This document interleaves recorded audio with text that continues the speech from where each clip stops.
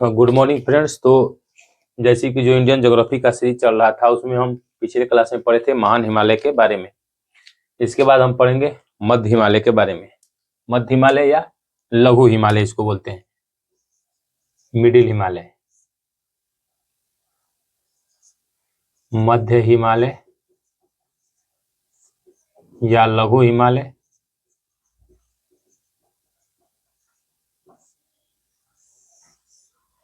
मध्य हिमालय या लघु हिमालय इसको बोलते हैं।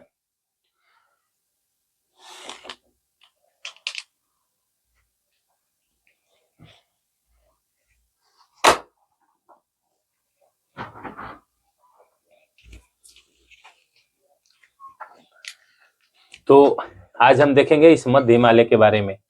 इसमें कभी कभी क्वेश्चन पूछ लिया जाता है कि महान हिमालय का निर्माण किस काल में हुआ। तो यहाँ लिख लीजिए महान हिमालय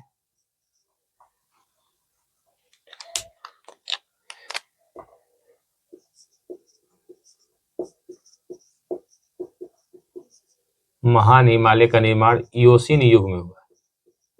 ये टाइम स्केल है, इयोसीन, मध्य हिमालय,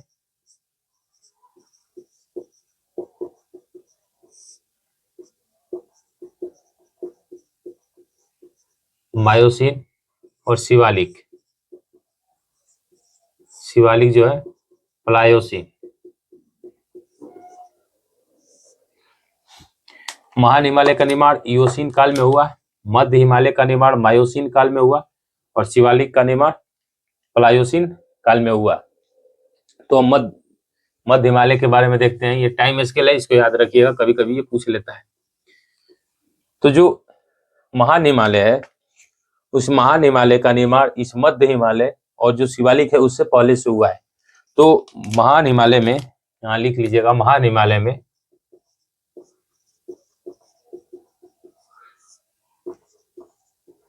आर्कियन क्रम की चट्टानें पाई जाती हैं। आर्कियन क्रम की चट्टान पाई जाती है। इस टाइप की चट्टान पाई जाती है, आर्कियन क्रम की चट्टान पाई जाती है। और आर्कियन क्रम की चट्टान में हम बताएं इसका एग्जांपल ग्रेनाइट, नीस या कहीं कहीं इसको नाइस बोलते हैं, और सिस्ट। यानी जो महान हिमालय है उसमें आर्कियन क्रम की चट्टान पाई जाती है, जैसे उसमें ग्रेनाइट पाया जाएगा, नीस पाया जाएगा और सिस्ट पाया जाएगा। और इसी महान हिमालय में जब हम देखते हैं जम्मू कश्मीर के एरिया, तो उसमें क्या पाया जाता है, एंथ्रेसाइट कोयला पाया जाता है। उसमें हम बताए थे कि जो कालाकोट है, एक जगह है जम्मू कश्मीर में कालाकोट, वहां पे क्या पाया जाता है, एंथ्रेसाइट कोयला पाया जाता है। भारत में एंथ्रेसाइट कोयला बहुत कम मात्रा में ही पाया जाता है, 1 से 2% के बीच में, लेकिन उसमें भी जम्मू कश्मीर में एंथ्रेसाइट कोयला पाया जाता है। कि हम बता चुके हैं। अब हम देखते हैं आज मध्य हिमालय के बारे में।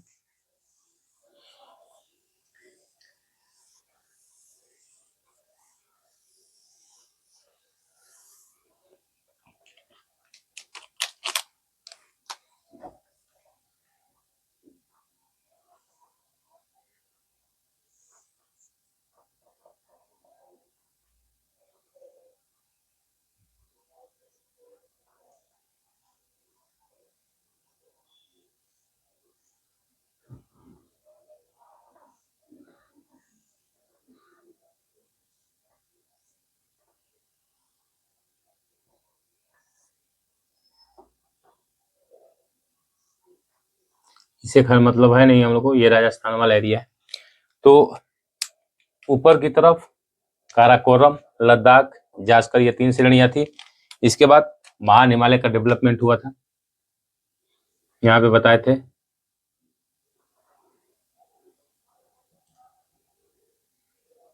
ये हिमाचल प्रदेश वाला एरिया, इसके बाद यहाँ से उत्तराखंड लगा है, इसके बाद ये नेपाल चला जाता है, यहाँ पे यूपी,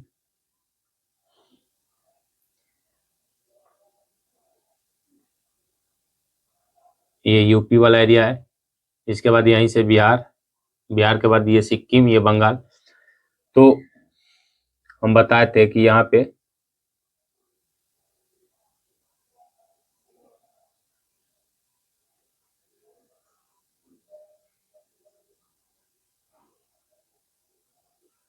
ये जो है महान हिमालय का डेवलपमेंट हुआ है।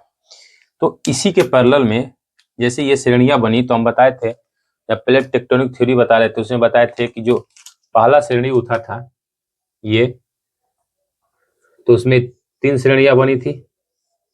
इसके बाद ये पामीर का गांठ बना था यहाँ प्लेट टेक्टोनिक थ्योरी में हम बताए थे। इसके बाद यहाँ पे क्या बना था, कुनलुन श्रेणी बनी थी। जब हम बता रहे थे कोबर का भूसैनिकी का सिद्धांत, उसमें बताए थे कि यहाँ पे 3 श्रेणियां बनी। तो ये है महान हिमालय, ये है मध्य हिमालय, और इसी के पैरेलल में हम डेवलप हुआ शिवालिक, और ये था पामीर का गांठ। इसके बाद यहाँ बना कुनलुन श्रेणी। तो ये तो चाइना में है, ये भारत में पड़ा। तो इसी के पैरेलल में यहाँ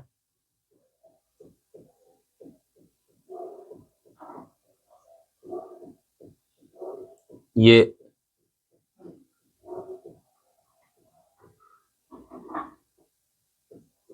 नेपाल में ही जाएगा। इसके बाद ये सिक्किम में आता है, सिक्किम के बाद ये पूर्वोत्तर में जाके ये मुख्य हिमालय से सट जाता है। यानी इधर में ये चौड़ा है, लेकिन इधर में ये जाके सकरा हो जाता है, क्योंकि ये मुख्य हिमालय से जाके चिपक जाता है। यानी ये जो यहाँ पे है अनेक घाटियों का विकास हुआ है, लेकिन जैसे ही हम पूरब की तरफ जाएंगे, पश्चिम से पूरब की तरफ जाएंगे, तो इसकी चौड़ाई सक्रिय होती जाती है। यहाँ पे चौड़ाई ज्यादा है, लेकिन जैसे जैसे हम पूरब की तरफ बढ़ेंगे इसकी चौड़ाई सक्रिय होती जाएगी। जब चौड़ाई सक्रिय होगी तो इसकी हाइट बढ़ती जाएगी। यहाँ पे चौड़ाई अधिक है तो हाइट कम है, लेकिन यहाँ पे जैसे ही हम बढ़ेंगे पूरब की तरफ, तो पूरब में जहाँ चौड़ाई सक्रिय होगी वहां पे हाइट बढ़ जाएगी।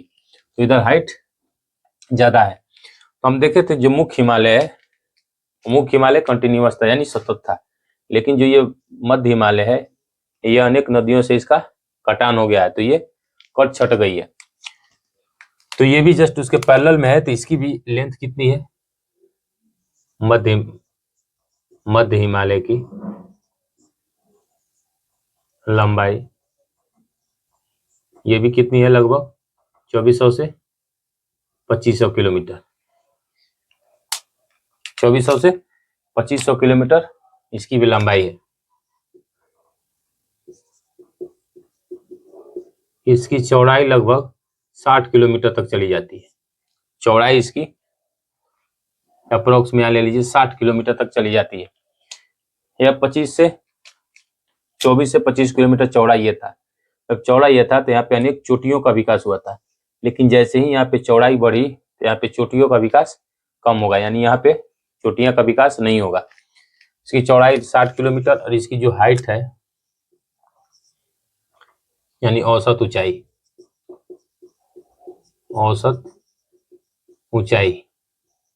ये 3500 से 4000 मीटर तक ही रहेगा। 3500 से 4000 मीटर तक इसकी औसत ऊंचाई रहेगी। तो ये जो हम वो बता रहे हैं कि इसमें अनेक नदियों के कटान के कारण ये जो है अलग अलग पार्ट में क्या हुआ, विभक्त हो गया, टूट गया है। तो इसको अलग अलग क्षेत्र में अलग अलग नाम से जाना जाता है। जैसे इस जम्मू कश्मीर में इसको पीर पंजाल के नाम से जाना जाता है, हिमाचल प्रदेश में इसको धौलाधर श्रेणी के नाम से जाना जाता है। तो हम मुख्य हिमालय को अभी मिटा देते हैं, मुख्य हिमालय को अभी मिटा देते हैं। ये जो हिमाचल प्रदेश वाला एरिया है ये जम्मू है, के बाद ये उत्तराखंड है, उत्तराखंड के बाद ये नेपाल चली जाती है। तो मध्य हिमालय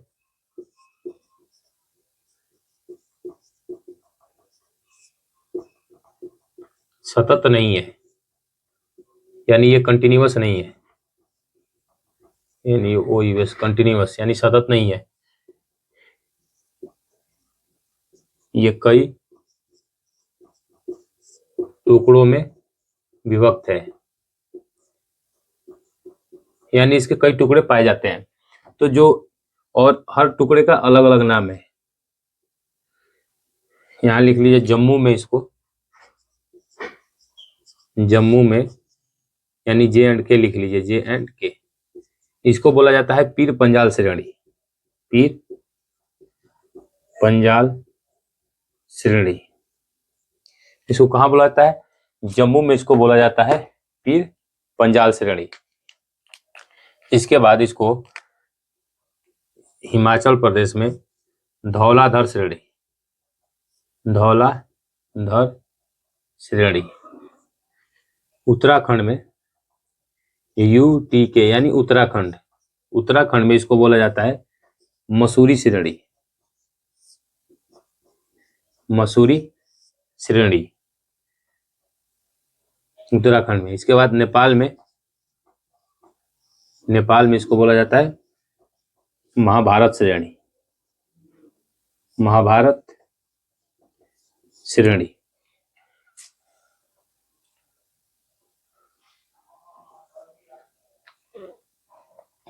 जम्मू कश्मीर में पीर पंजाल श्रेणी, हिमाचल प्रदेश में धौलाधर, उत्तराखंड में मसूरी श्रेणी, नेपाल में इसको महाभारत श्रेणी के नाम से जाना जाता है। जो ये पीर पंजाल श्रेणी है यह सबसे लंबी है, सबसे लंबी है। ये जो रेंज है पीर पंजाल श्रेणी जो जम्मू कश्मीर में है, ये सबसे लंबी है। ये जो मध्य हिमालय डिवाइड हुआ है, अलग अलग पार्ट में जो विभक्त हुआ है, इसमें सबसे लंबी श्रेणी कौन सी है? पीर पंजाल श्रेणी ही है। तो जो ये पीर पंजाल श्रेणी है, इसके बीच में और जो ये जम्मू कश्मीर का जो मुख्य हिमालय पार्ट था, जो जम्मू में हिस्सा था, जम्मू और हिमाचल प्रदेश में, इसमें जो जम्मू वाला एरिया है और पीर पंजाल में, उसमें अनेक घाटियों का विकास हुआ है, उसमें घाटी का विकास हुआ है। क्योंकि जैसे ये मान लीजिए यह है मुख्य हिमालय,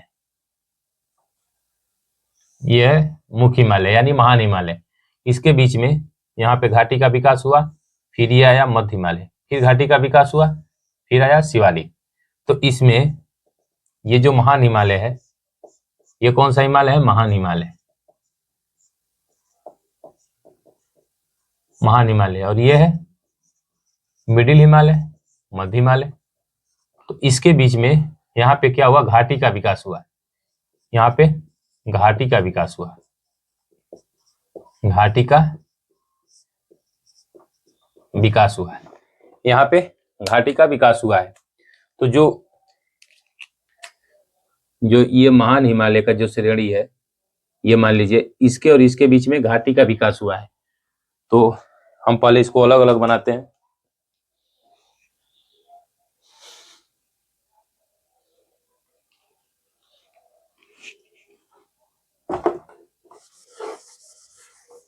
ये तो आप समझ गए कैसे घाटियों का डेवलपमेंट हुआ।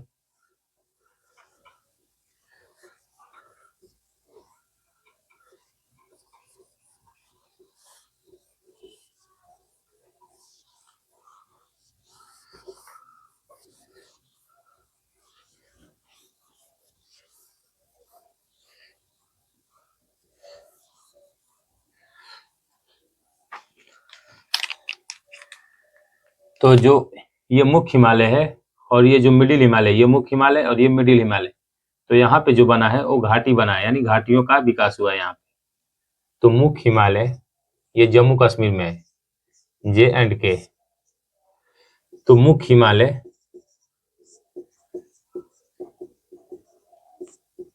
और पीर पंजाल श्रेणी, पीर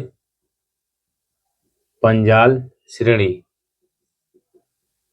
श्रेणी, इसके बीच में घाटी का जो विकास हुआ, उस घाटी को बोलते हैं कश्मीर घाटी,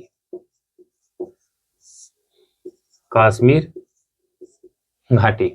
यहाँ पे कश्मीर घाटी पाई जाती है। यानी ये मान लीजिए ये है मुख्य हिमालय और ये है पीर पंजाल श्रेणी। तो इसके बीच में जो घाटी का विकास हुआ है, तो इसी घाटी में क्या है? श्रीनगर है। यहीं पे इस घाटी में यहाँ पे श्रीनगर बसा हुआ है,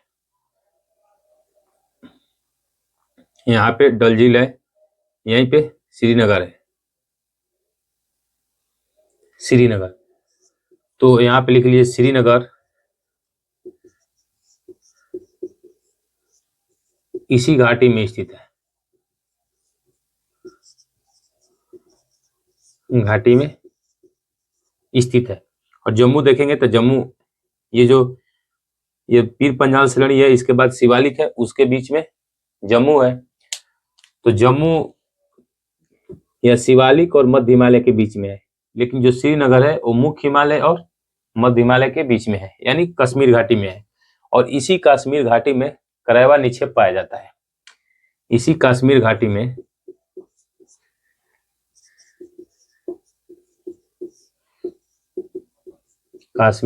में करेवा निक्षेप पाया जाता है। करेवा निक्षेप पाया जाता है। करेवा निक्षेप कहाँ पाया जाता है, ये भी क्वेश्चन पूछा गया है। तो कश्मीर घाटी में पाया जाता है। और यहाँ पे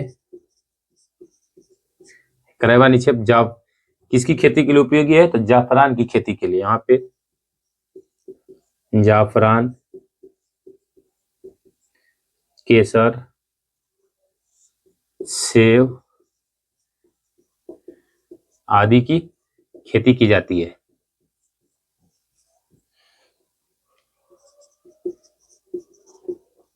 इसी करेवा निक्षेप में जाफरान, केसर, सेब आदि की खेती की जाती है। और आज जानते हैं कि केसर की उत्पादन में सबसे आगे कौन है, ईरान है। ये भी एक बार पूछा गया था कि केसर के उत्पादन में सबसे अग्रणी कौन सा देश है, तो ईरान है।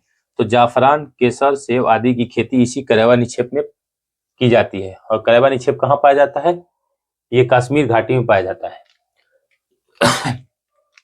ये इसके बाद जो करेवा निक्षेप है ये तो मध्य हिमालय में पाया गया। तो इसकी एवरेज हाइट हम बताए थे कितना है, 3300, यानी 3500 से 4000 के बीच में। तो जो 3500 से 4000 के बीच में है, और हम बताए थे कि हिम रेखा कहाँ से स्टार्ट होती है, 4420 मीटर से लेके 5500 मीटर के बाद। जैसे जैसे हाइट बढ़ेगी उधर हिम रेखा की हाइट भी बढ़ती जाएगी। तो 4400 मान लीजिए कि जब हम एवरेज हाइट मान के चल रहे हैं कि 4420 मीटर से स्टार्ट होती है, लेकिन इसकी हाइट तो कम है। हिमालय की एवरेज हाइट कितना है, 3000 से 4000 के बीच में। तो यहाँ पे वनस्पतियों का डेवलपमेंट होगा, यहाँ पे वनस्पतियों का विकास होगा। यहाँ पर वनस्पति का विकास हुआ है, वनस्पतियों का विकास हुआ है। तो जो मध्य हिमालय है, ये मध्य हिमालय, तो जो मध्य हिमालय के जो ये ढलान है, यहाँ ढलान पे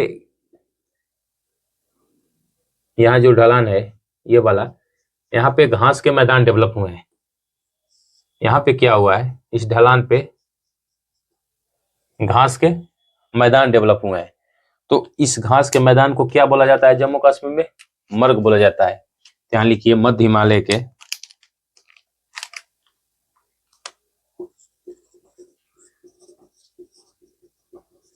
मध्य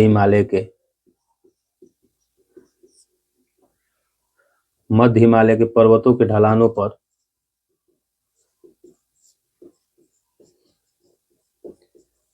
अनेक घास के मैदान डेवलप हुए, घास के मैदान विकसित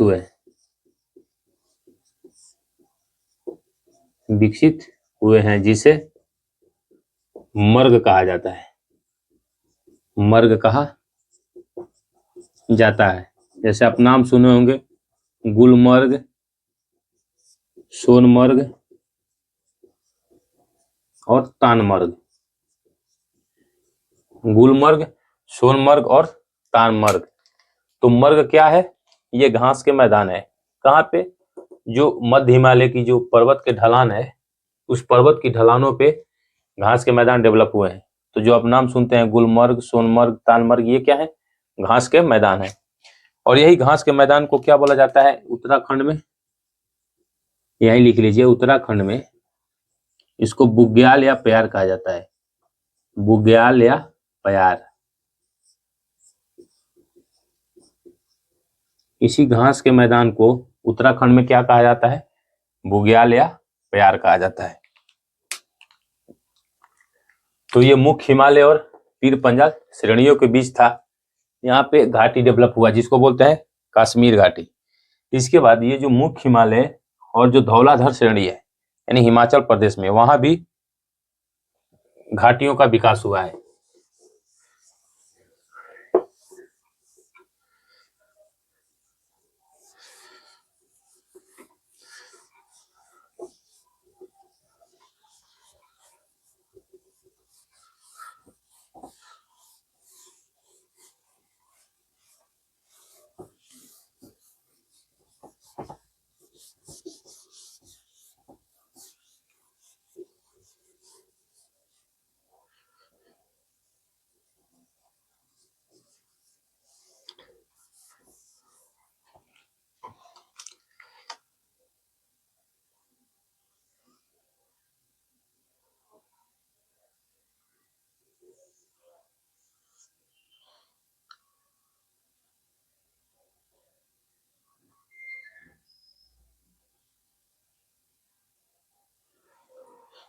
तो ये था मुख्य हिमालय, इसके बाद ये था पीर पंजाल।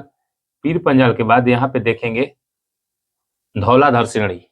यहाँ पे देखेंगे धौलाधार श्रेणी, ये मुख्य हिमालय है।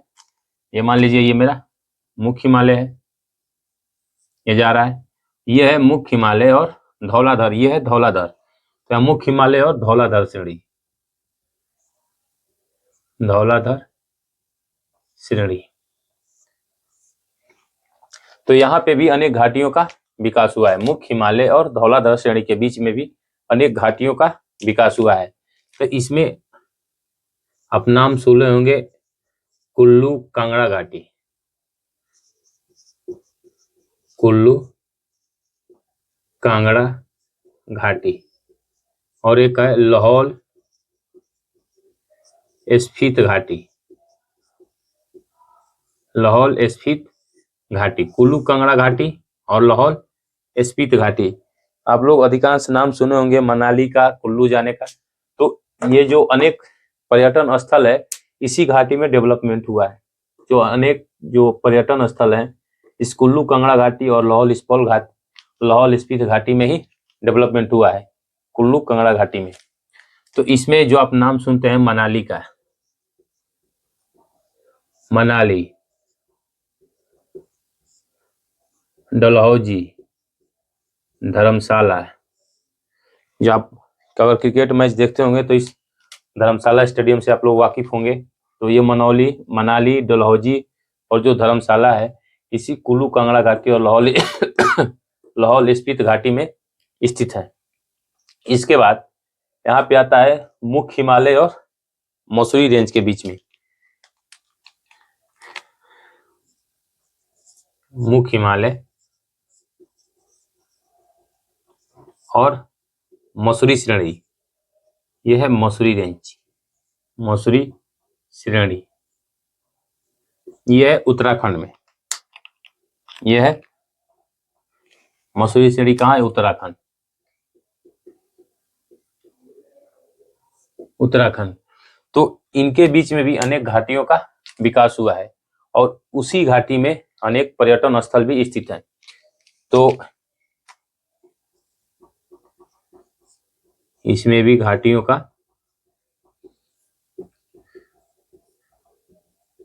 विकास हुआ है और इसमें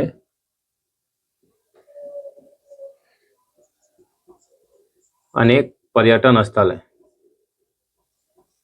पर्यटन स्थल हैं। जैसे आप नाम सुने होंगे रानीखेत, रानीखेत, नैनीताल, रानीखेत या नैनीताल, जो आप नाम सुनते हैं रानीखेत या नैनीताल, ये कहाँ है? मुख्य हिमालय और मसूरी रेंज के बीच में है। कहाँ है? उत्तराखंड में। इसके बाद जो मुख्य हिमालय और जो यहाँ मध्य हिमालय जो नेपाल में है, इसके बीच में जो लिखिए मुख्य हिमालय और जो महाभारत श्रेणी है, मध्य हिमालय को नेपाल में क्या बोलते हैं? महाभारत श्रेणी, यह है नेपाल। इसमें किसका विकास हुआ है? तो इसमें काठमांडू घाटी का विकास हुआ है। इसमें काठमांडू घाटी का विकास हुआ है, इसमें काठमांडू घाटी का विकास हुआ है। इसके बाद जब ये नेपाल पार करके जैसे ही हिमालय फिर भारत में इंटर करती है, सिक्किम में इंटर करती है, तो ये क्या होती है, ये एक दूसरे के साथ, इसकी चौड़ाई इधर अधिक है, इसलिए अनेक घाटियों का विकास हुआ है। बताए थे कि जैसे जैसे ये पूरब की तरफ जाएंगे इसकी चौड़ाई कम होती जाएगी, चौड़ाई कम होती जाएगी और ऊंचाई बढ़ती जाएगी। तो ये पश्चिम की तरफ तो अनेक घाटियों का विकास हुआ है, लेकिन जैसे ही ये पूरब की तरफ आती है तो इसकी चौड़ाई सक्रिय हो जाती है। जब चौड़ाई सक्रिय हो जाएगी तो ये लगभग मुख्य हिमालय में लगभग सट सी जाती है, यानी मुख्य हिमालय में ये सट जाती है। इसीलिए यहाँ पे देखेंगे तो उतनी घाटियों का विकास नहीं हुआ है जितना घाटियों का विकास पश्चिम साइड में हुआ है। तो ये था मध्य हिमालय के बारे में। मध्य हिमालय का निर्माण कब हुआ? मायोसीन काल में। यहाँ लिख लीजिए, मध्य हिमालय का निर्माण मायोसीन काल में। मायोसीन काल में ये था मध्य हिमालय का निर्माण। तो आज के लिए इतना ही। नेक्स्ट क्लास में हम एक और बचा है श्रेणी, जिसको हम लोग देख लेंगे, शिवालिक श्रेणी के। इसके बाद हम लोग उत्तर भारत के मैदान पे चलेंगे। तो आज के लिए इतना ही, धन्यवाद।